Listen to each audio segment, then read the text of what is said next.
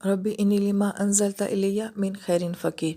اس دعا کے پس منظر میں اللہ تعالیٰ قرآن پاک میں جو ہمیں سارا واقعہ سناتے ہیں اس میں بہت ہی خوبصورت نکات ہیں۔ موسیٰ علیہ السلام ان دو لڑکیوں کے پاس آتے ہیں، ان کا مسئلہ سنتے ہیں، ان کا مسئلہ حل کرتے ہیں، جانور ان کو پکڑاتے ہیں اور پاس ہی ایک درخت ہے وہاں جا کے اس کے سائے میں بیٹھ جاتے ہیں۔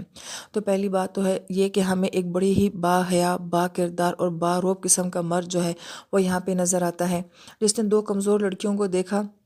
اور ان کا مسئلہ حل کر دیا۔ اور اس کے بعد ایک اجنبی شہر ہے، اجنبی لوگ ہیں، لیکن آپ ان اجنبی لوگوں پہ جو ہے وہ احسان کرنے میں ذرا سے بھی نہیں جھجکتے، فوراً ان کے ساتھ احسان اور نیکی کا معاملہ، یعنی کہ ایک شہر میں انٹری ہے موسیٰ علیہ السلام کی، اور وہ انٹری آپ کی کس سے ہو رہی ہے؟ ان شہر کے رہنے والوں کے ساتھ تعاون کرنے کے ساتھ ہو رہی ہے۔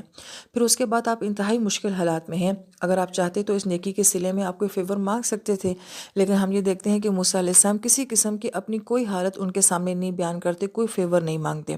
وہاں سے جاتے ہیں، درخت کے سائے میں بیٹھتے ہیں اور اللہ تعالیٰ کے سامنے کہتے ہیں ربی انی لما انزلت الی من خیر فقیر۔ لہٰذا ہمیں اپنے مسئلے جو ہیں وہ بجائے لوگوں کو سنانے کے اللہ تعالیٰ کی ذات کو سنانے چاہیے، جن کے پاس ہماری ہر بات کا حل ہوتا ہے۔ پھر اس کے بعد آپ ایک اجنبی شہر میں ہیں، آپ کے پاس گھر بھی نہیں ہے، آپ کے پاس کوئی روزگار بھی نہیں ہے، اور آپ کے پاس کھانے کے لیے بھی کچھ نہیں ہے، اور رشتے ناتے بھی نہیں ہیں، تو بجائے یہ کہ وہ ساری باتیں آپ ون بائی ون اللہ تعالیٰ سے کہتے، آپ نے اپنی سچویشن کو کتنا خوبصورت بیان کیا ہے کہ اللہ تعالیٰ آج تو کوئی بھی خیر ایسی جو آپ کی طرف سے نازل ہو، میں آج اس کا شدید محتاج ہوں۔